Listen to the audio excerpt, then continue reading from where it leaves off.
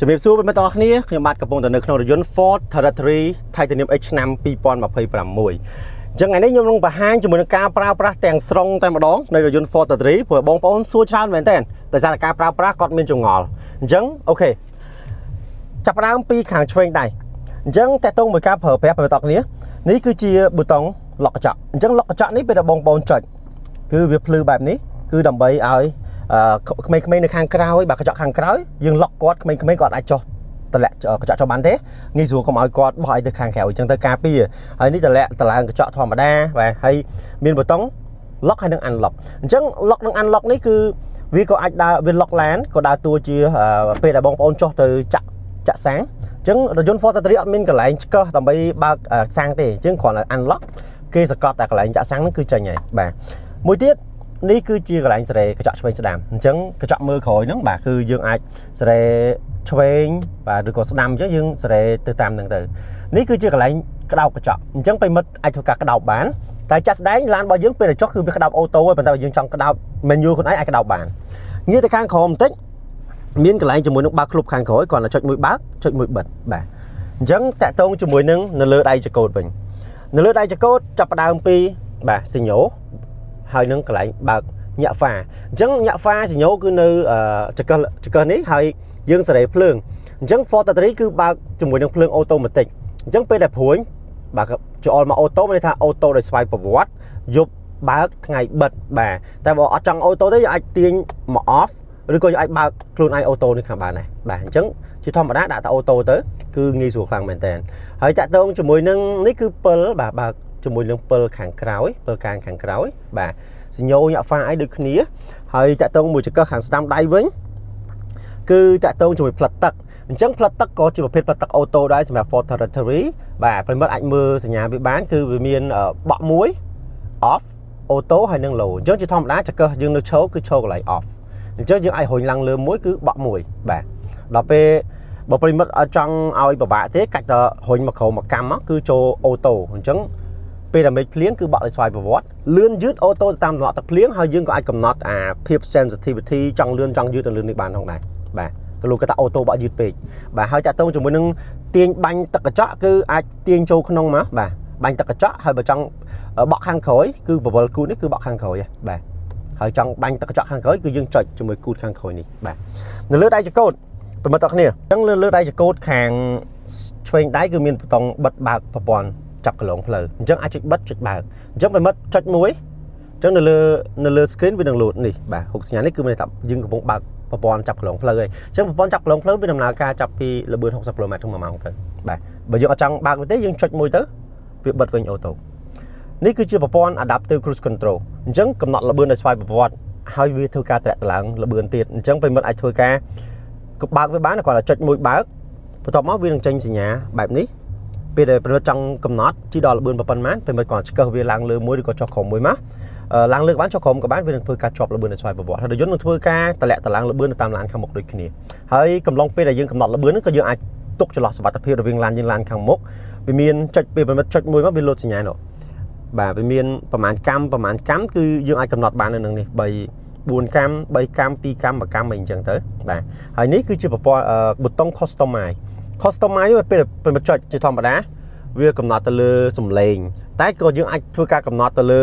drive mode បានដូចគ្នាអញ្ចឹងអានេះយើងបាន custom ទៅលើ drive mode ហើយអញ្ចឹង drive mode គឺនៅទីនេះ Ford Territory មាន4 drive mode យើងចុចប៊ូតុងនឹងមួយមកវានឹងដូរបាទមាន normal បាទមាន eco មាន sport និងមាន trail បាទយើងអាច customize នៅក្នុងអេក្រង់ដូរចេញពី drive mode ក៏បានដែរតែយើងដាក់ drive mode ទៅងាយស្រួលក្នុងការបើកបរនៅលើដៃចង្កូតខាងស្ដាំដៃយើងមានប៊ូតុងដូរបទចម្រៀងដូរ post ទៅមុខទៅក្រោយលើកទទួលទូរស័ព្ទជា voice comment បាទតម្លើងសលេងបាទនោះតម្លើងសលេងបាទតម្លាក់សលេងឬក៏ចុចមួយមកញូតសលេងតែម្ដងហើយប៊ូតុងខាងលើនេះគឺជាប៊ូតុងគ្រប់គ្រងទៅលើតាប់ឡូខាងមុខអញ្ចឹងជាធម្មតាប៊ូតុងនេះយើងតម្លើងសលេងតម្លាក់សលេងតែបើសិនជាចង់គ្រប់គ្រងជាមួយប៊ូតុងខាងមុខនេះអេក្រង់ខាងមុខនេះយើងគ្រាន់តែចុចប៊ូតុងនេះមួយបាទអញ្ចឹងយើងអាចកំណត់ដូរជាមួយនឹងមុខងារអីផ្សេងមើលព័ត៌មានមើលសម្ពាធកង់អីក្នុងនឹងបានបាទអូខេងាកមកខាងក្រោមបន្តិចយើងមានជាមួយនឹងកន្លែងកំណត់កម្ពស់ភ្លើង កូដខាងមុខអញ្ចឹងកម្ពស់ភ្លើងកូដខាងមុខយើងអាចកំណត់ទាបខ្ពស់បានសម្រាប់ Ford 3អញ្ចឹងវាមានលេខ0លេខ1លេខ2លេខ3អញ្ចឹងធម្មតាប្រិមត្តដាក់លេខ0វាបាញ់បានឆ្ងាយដល់ពេលដាក់លេខ1វាធ្លាក់ក្រោមបន្តិចលេខ2ក្រោមបន្តិចលេខ3ក្រោមបន្តិចអញ្ចឹងលេខ0គឺបាញ់ស្មើអូខេចូលមកដល់បាទខាងស្ដាំដៃគឺជាប្រភេទកន្លែងប្រើប្រាស់ដៃចកូតវិញសំទោសប្រអប់លេខវិញអញ្ចឹងតើតើជាមួយប្រអប់លេខយើងប្រើប្រភេទអេឡិចត្រូនិកគ្រាន់តែមួទេតែមុនពេលមួគឺប្រិមត្តត្រូវតែជន់ប្រាំងបានមួចេញអញ្ចឹងឧទាហរណ៍ឥឡូវយើងកំពុងនៅអក្សរពេយើងអាចដូរទៅបាទអាយ៉ែទៅ N ទៅ D ឬក៏ L សម្រាប់លេខជំនួយកម្លាំងអញ្ចឹងអត់ពិបាកទេងាយស្រួលប្រើខ្លាំងមែនទែនហើយក៏សុវត្ថិភាពផងដែរហើយតាក់ទងជាមួយនឹងការមួលទៀតសោតក្នុងករណីប្រិមិត្តមួលហ្នឹងគឺមួលទៅតាមទិសដៅនៃប្រអប់លេខរបស់យើងភ្លើងទៅតាមមុខងារប្រអប់លេខរបស់យើងចឹងទៅចង់ Air N D អីចឹងដូចគ្នាទៅបាទហើយ L នេះសម្រាប់តែប្រិមិត្តត្រូវការកម្លាំងឡើងភ្នំចោតខ្លាំងឬក៏ផ្លូវពិបាកអីអាចចុច L នេះបានដើម្បីលេខជំនួយបាទប៉ុន្តែប្រើបានដល់លឿនយឺតទេហើយតាក់ទងជាមួយនឹងប្រាំងដៃនេះគឺជាប្រាំងដៃអេឡិចត្រូនិកប្រាំងដៃអេឡិចត្រូនិកនេះគឺប្រិមិត្តបាទជាប់ជារៀងរាល់ថ្ងៃតែម្ដងបានន័យថាឲ្យតែពេលប្រិមិត្តឈប់ឡានប្រិមិត្តដាក់អក្សរពេគឺប្រាំងដៃអេឡិចត្រូនិកនឹងចាប់ដោយស្វ័យប្រវត្តិអញ្ចឹងរៀងរាល់មុនធ្វើតាណាប្រិមិត្តត្រូវតែដោះប្រាំងដៃចេញដោយការជន់ប្រាំងហើយសកត់មួយប្រាំងដៃនឹងដកចេញហើយប្រាំងដៃនេះក៏វាបង្ហាញសញ្ញានៅក្នុងតាប់ឡូដែរឥឡូវឧទាហរណ៍យើងចង់ដាក់យើងគាត់ឆ្កឹះមួយមកវានឹងលោតសញ្ញាប្រាំងដៃនេះសញ្ញាឧទានពណ៌ក្រហមនេះបាទដល់ពេលយើងដោះយើងគ្រាន់តែជន់ប្រាំងហើយសកត់វាមួយមកប្រាំងដៃហ្នឹងក៏លោតបាត់ដែរយ៉ាអញ្ចឹងប្រាំងដៃហ្នឹងប្រិមិត្តអាចធ្វើការដោះរៀងរាល់មុនធ្វើដំណើរប៉ុន្តែក្នុងករណីប្រិមិត្តអត់ចង់ដោះទេឬក៏ភ្លេចដោះឲ្យតែប្រិមិត្តពាក់ខ្សែក្រវ៉ាត់បាទទាញខ្សែក្រវ៉ាត់មកពាក់មកប្រិមិត្តដាក់ប៉បលេខតអក្សរ D ជន់ហ្គាប្រាំងដៃនឹងដាច់ដោយស្វ័យប្រវត្តិប៉ុន្តែលុះត្រាតែប្រិមិត្តដាក់ខ្សែក្រវ៉ាត់បាទហើយអក្សរ A វងមូនេះគឺជាប្រព័ន្ធ auto hold ដែលប្រិមិត្តអាចធ្វើការប្រើប្រាស់នៅពេលដែលប្រិមិត្តជាប់ stop បាទប្រិមិត្តគ្រាន់តែចុចប៊ូតុងនេះមួយ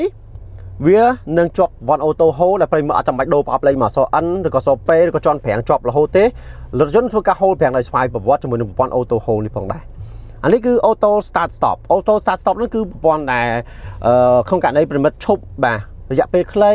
hold ប្រាំងជាប់ចឹងទៅរថយន្តនឹងធ្វើការផលិតម៉ាស៊ីនដោយស្វ័យប្រវត្តិប៉ុន្តែម៉ាស៊ីនត្រជាក់ប្រព័ន្ធគ្រឿងក្នុងខាងក្នុងនឹងដើរដំណើរការធម្មតាដល់ពេលប្រិមិត្តគ្រាន់តែប្រហើបជើងចេញពីប្រាំងវិញរថយន្តធ្វើការឆេះវិញដោយស្វ័យប្រវត្តិនេះហៅប្រព័ន្ធ auto start stop យើងអាចបិទអាចបើកបានផងដែរអញ្ចឹងប៊ូតុងនេះ off បើមិនចុចគឺបិទដែរបើចេះគឺបើកធម្មតាជាធម្មតាពេលដែលប្រឆេះឡើងគឺបើកបើពេលមិនអត់ចង់ប្រើនេះអាចបិទបានបាទអូខេខាងក្រោយនេះគឺជាប៊ូតុងសំឡេងបាទមួឡើងសំឡេងបាទតឡើងសំឡេងបន្ថយសំឡេងហើយចុចមួយដើម្បី menu តែម្ដងហើយនេះគឺប៊ូតុង home ពេលប្រិមិត្តចុចនៅក្នុងនេះបាទទៅដល់ណាក៏ដោយពេលមិត្តចុចប៊ូតុង home មកវានឹងត្រឡប់មកម្ដងដើមវិញហើយនេះប៊ូតុង call បាទពេលដែល connect ទូរស័ព្ទអីចឹងទៅចុចប៊ូតុង call អេក្រង់នឹងលោតទៅកន្លែង call ភ្លាមហើយនេះប៊ូតុងបញ្ជាទៅលើ music ឬក៏ដូរទៅ post visual នេះប៊ូតុង back ត្រឡប់ក្រោយបាទហើយកន្លែងនេះគឺកន្លែងដាក់ជាមួយទូរស័ព្ទដៃបាទបានឬក៏ប្រិមិត្តអាចដាក់កែវទឹកគ្រាន់តែចុចទៅប៊ូតុងកន្លែងនេះវាចេញដាក់កែវទឹកតែយើងចង់ដាក់ទូរស័ព្ទយើងគ្រាន់តែស្កត់វាមកបាទហើយតាក់ទងជាមួយខាងមុខនេះផងដែរគឺជាកន្លែងសាក់ថ្មអត់ប្រើខ្សែអញ្ចឹងកន្លែងសាក់ថ្មអត់ប្រើខ្សែនេះប្រិមិត្តគ្រាន់តែធ្វើការដាក់ទូរស័ព្ទពីលើមកបាទវានឹងធ្វើការចូលសាក់ថ្មដោយស្វ័យប្រវត្តិហើយបាទប៉ុន្តែវាអាស្រ័យទៅលើដាក់ស៊ុបមិញបាទអាស្រ័យទៅលើខេសទូរស័ព្ទរបស់យើងដែរណាព្រោះខេសខ្លះគឺយើងនេះចូលហើយប្រិមិត្តនេះបាទនេះបាទខេសទូរស័ព្ទខ្លះក៏វាអត់ support ដែរតែបើខេស support គឺយើងអាចសាក់ថ្មបានធម្មតាអូខេបើត្រូវការសាក់ថ្មបន្ថែមនៅខាងក្រោមនេះគឺមានរុនសាក់ថ្មបន្ថែមបាទអូខេទៅលើកន្លែងបញ្ជាទៅលើបាទប្រព័ន្ធម៉ាស៊ីនត្រជាក់វិញបាទចិត្តហ្នឹងគឺយើងមានប្រព័ន្ធភ្លើងសុំផ្លូវ50សុំផ្លូវភ្លើងសញ្ញោទាំងសងខាងនេះគឺបិទបើកម៉ាស៊ីនត្រជាក់គ្រាន់តែថាច់ទេមួយបិទមួយបើកបាទហើយតាក់ទងជាមួយនឹងនេះគឺជាប្រព័ន្ធកំណត់ម៉ាស៊ីនត្រជាក់គឺឡើងខ្យល់បាទថយខ្យល់អីចឹងទៅពេលមិនឃើញតូចហ្នឹងមានន័យថាដកខ្យល់ឃើញធំមានន័យថាឡើងខ្យល់ម៉ាស៊ីនត្រជាក់ចឹងទៅ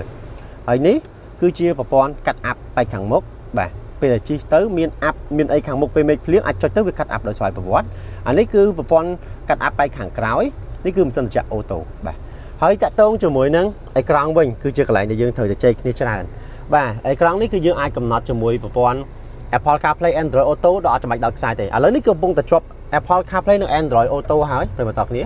គឺជាមួយទូរស័ព្ទដៃរបស់ខ្ញុំនេះខ្ញុំគាត់ដាក់លេខ Bluetooth ទៅយើងអាចជាប់ជាមួយនឹងប្រព័ន្ធ Apple CarPlay Android Auto បាទដោយអត់ចាំបាច់ដល់ខ្សែទេក្នុងនោះយើងអាចធ្វើការបច្ជាជា voice សំឡេងគ្រប់គ្រងទូរស័ព្ទរបស់យើងឬក៏បើកជា Google Map គឺល្អខ្លាំងមែនតើ search ទៅណាអញ្ចឹងប្រិយមិត្តចង់ search ទៅណាទៅណីគឺវាឲ្យទិសដៅទៅយើងតតែម្ដងងាយស្រួលបាទប៉ុន្តែដល់ប្រិមិត្តចង់ត្រឡប់ទៅប៊ូតុងដើមទៅមនុយដើមរបស់ Ford វិញគ្រាន់តែចុចទៅលើ Ford នេះក៏បានឬក៏ចុចប៊ូតុង Home នេះក៏បានដែរអញ្ចឹងគ្រាន់តែចុច Home មួយមកវាទៅដល់ Ford វិញហើយអញ្ចឹងនៅក្នុងអេក្រង់ហ្នឹងក៏អាចធ្វើការបាទកំណត់វាមាន Home មានបញ្ជាទៅលើប្រព័ន្ធសំឡេងប្រព័ន្ធធុងបាសបាទមានជាមួយនឹងកន្លែងដែលបើក Visual Bluetooth USB Apple CarPlay Android Auto ហើយហូបកុនសោនេះគឺសំដៅទៅលើកន្លែងដែលយើង connect អីផ្សេង option របស់ LAN បាទហើយតាក់ទងជាមួយនៅខាងក្រោមនេះគឺ call ហើយកន្លែងនេះគឺជាប៊ូតុងកាមេរ៉ា360 degree បាទយើងអាចកំណត់មើលកាមេរ៉ាឆ្វេងកាមេរ៉ាស្ដាំខាងក្រោយអីបានបាទហើយតាក់ទងជាមួយនឹងការបញ្ជាម៉ាស៊ីនត្រជាក់ក៏អាចនៅលើនេះបានផងដែរអញ្ចឹង LAN តាត្រីគឺម៉ាស៊ីនត្រជាក់ឆ្វេងស្ដាំអញ្ចឹងឧទាហរណ៍ថាយើងចង់សេរីជាមួយកុំឲ្យវាត្រជាក់ពេកបាទយើងអាចបន្ថយម៉ាស៊ីនត្រជាក់បាទខ្យល់គាត់ទៅប៉ះមកវាចេញជាinterface បែបនេះវាមាន AC ហើយនឹង seat អញ្ចឹងបើចូលកន្លែង seat គឺបញ្ជាជាមួយបើកជាមួយនឹងកៅអីក្តៅត្រជាក់បាទនេះអញ្ចឹង Ford 3មានកៅអីត្រជាក់សំទោសមិនតែកៅអីត្រជាក់តែមានកៅអីក្តៅទេខាងមុខនេះបន្តតែម្ដងមានឆ្វេងមានស្ដាំ AC យើងកំណត់ទៅលើសីតុណ្ហភាពបើសិនពេលមកចង់ត្រជាក់ពេកអាចដាក់ដល់18 19 20អង្សាអញ្ចឹងទៅប៉ុន្តែបើអ្នកអង្គុយខាងស្ដាំដៃគាត់ចង់ត្រជាក់គាត់អាចសេរីដាច់ដោយឡែកអញ្ចឹងមកចំហៀងនេះចេញសន្តិភាពផ្សេងមកចំហៀងនេះផ្សេងបាទហើយបញ្ជាតឡើងសិនចាក់នៅលើនេះខ្យល់វើក្នុងវើក្រៅហើយជាពិសេសគឺនិយាយទៅម៉ាស៊ីនចាក់ option ទាំងអស់ហើយមានជាមួយនឹងកៅអីត្រជាក់ទៀតអញ្ចឹងទៅលើកន្លែងនេះមានតែប៉ុណ្្នឹងទេហើយអ្វីដែលប្លែកទៅលើស៊េរីថ្មីនេះគឺអាកញ្ចក់មើលក្រោយជាភេទកាមេរ៉ាអញ្ចឹងពេលមកអត់ចាំបាច់បារម្ភថាខាងក្រោយដាក់អីវ៉ាន់បាំងអីទេគឺកាមេរ៉ាចាប់ពីខាងក្រោយបន្តតែម្ដងហើយកន្លែងនេះជាប៊ូតុងបើកជាមួយតបោខាងលើបាទអញ្ចឹងពេលដែលពេលចង់បើកតបោកណាត់នេះពេលមកគ្រាន់តែចុចអានេះមួយមកតបោកណាត់នឹងបើកដោយស្វ័យប្រវត្តិហើយបើពេលមកចង់បើកជាមួយតបោកញ្ចក់បាទអាចធ្វើការបើកអាខាងឆ្វេងដៃវិញចុចមួយទៀតកញ្ចក់នឹងបើកដោយស្វ័យប្រវត្តិផងដែរ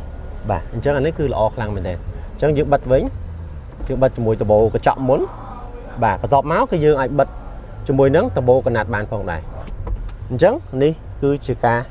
គ្រប់គ្រងទៅលើ Ford Territory ការប្រើប្រាស់ជាទូទៅនៅក្នុង Ford Territory បើប្រិមិត្តចាប់អារម្មណ៍បន្ថែមអាចតាក់ទងមួយខ្ញុំបាទបានទៅលើការទិញរថយន្តថ្មីពី Ford ក៏ដូចជាការប្រើប្រាស់បន្ថែមបានជាមួយខ្ញុំបាទភក្តីទីប្រឹក្សាផ្នែកលក់រថយន្ត Ford អរគុណច្រើន